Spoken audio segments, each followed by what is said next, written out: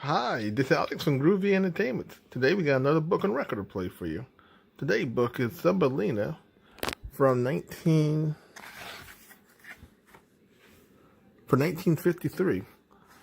So let's get started.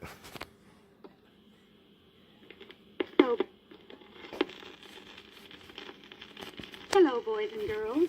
This is Kay Landy, and I'm going to tell you the story of Thumbelina by Hans Christian Andersen. Pictures by Gustav Tenggren. Now turn the page and we'll begin the story.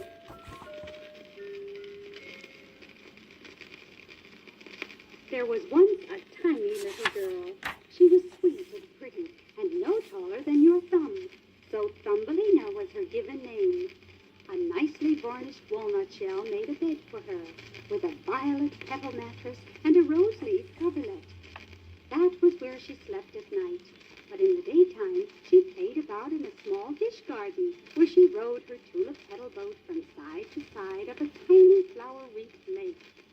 It was a most charming sight she made, and she sang as she went in the sweetest little voice you've ever heard. Turn the page.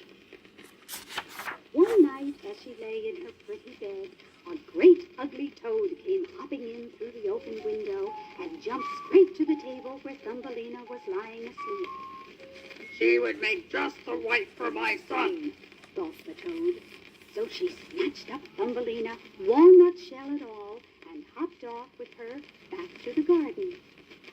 There, in the muddy bank of a wide brook, the toad made her home with her ugly son. Now, while she decorated a room in their house with rushes and leaves for her daughter-in-law, the mother toad left Thumbelina in her walnut shell bed on a water lily leaf floating on the brook. Turn the page. In the morning, when the poor little thing woke up and saw where she was, she cried most bitterly, for the big green leaf had water all around it, so she could not possibly escape. The little fishes swimming in the water below heard her crying. They had caught sight of the ugly mother toad, and they knew what she had in mind. So they all swarmed around the tough green stalk that held Thumbelina's leaf, and they gnawed it through with their teeth. Then the leaf carried Thumbelina far down the brook.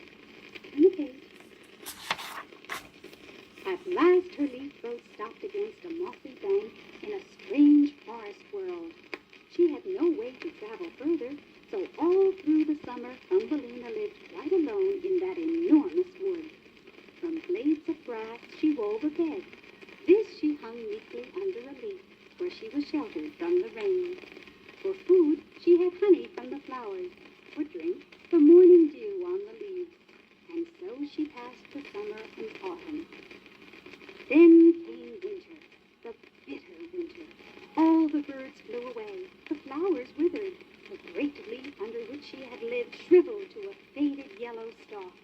As Thumbelina searched for a new shelter, it began to snow, and every snowflake that fell on her was as if a whole shovelful were thrown on one of us. So delicate and tiny was she. Turn the page. On the fringe of the wood, she came at last to a field mouse's door. Down below the stubble of a large cornfield, a field mouse had a fine, snug house with a whole storeroom full of corn. "You poor little thing," said the kindly field mouse when she found Thumbelina shivering at her door. "Come into my warm room and have a bite with me." The mouse took a liking to Thumbelina at once and invited her to stay for the winter. "Just so you keep my rooms tidy and nice and tell me stories," she said. Thumbelina agreed and was comfortable there. Now, if you will turn the record over, we will continue with the story. Don't forget to turn the page.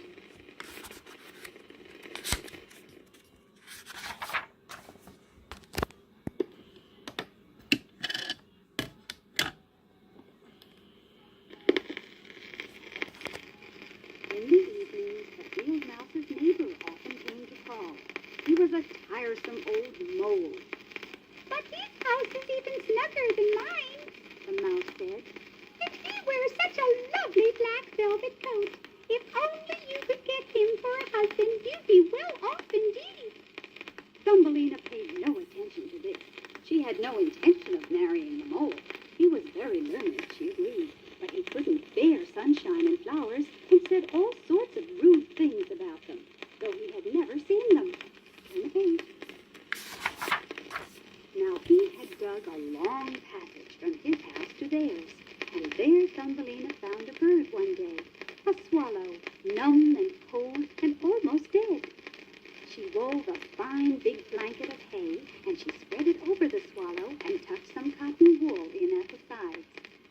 him water in the petal of a flower and took care of him all winter long. When she was not caring for the swallow, Thumbelina spent her time spinning and weaving on her trousseau with the help of some spiders. For the tiresome mole had proposed to her, and the mouse decided they should be married soon. Poor Thumbelina, she grew sadder and sadder as the wedding day drew near. She would have to say goodbye to the sun and the flowers, since the mole did not care for them. When spring arrived, bringing her wedding day, and the sun began to warm the earth, Thumbelina opened a hole in the roof of the passage, and the swallow stepped out into the pleasant sunshine. She watched him with tears in her eyes. "Come with me, Thumbelina," he begged, for he could not bear to have her marry the mole and live forever underground. "You can sit on my back, and we shall fly far away to the warm countries where it is always summer with lovely flowers." Turn the page. "Yes," said Thumbelina of a sudden, "I will come with you." She climbed on the bird's back, settled her feet on its wings, and tied her sash firmly to his feathers. Then the swallow flew high up into the air, over lakes and forests, high up over the mountains of everlasting snow. At last they reached the warm countries, where grapes grew on sunny walls and slopes, and lemons and oranges ripened in the groves. The swallow flew on, while the country became more and more beautiful, until at last they came to an ancient palace of shining marble, standing among green trees beside a blue lake. Here the swallow flew down with Thumbelina. Turn the page.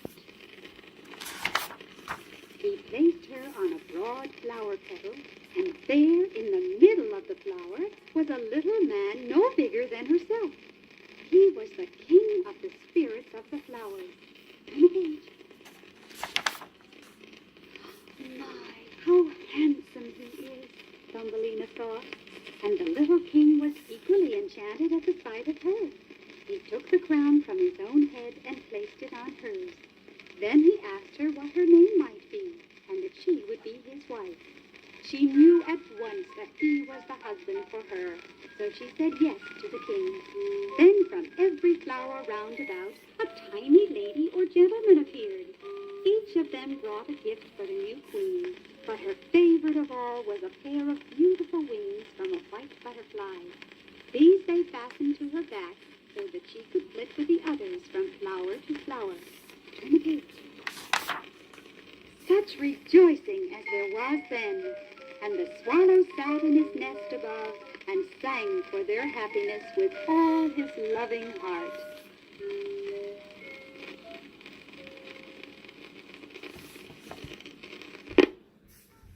So that was Thumbelina for 1953. So if you like, subscribe, share, and comment, have a groovy day. And our next book will be Babes in Toyland.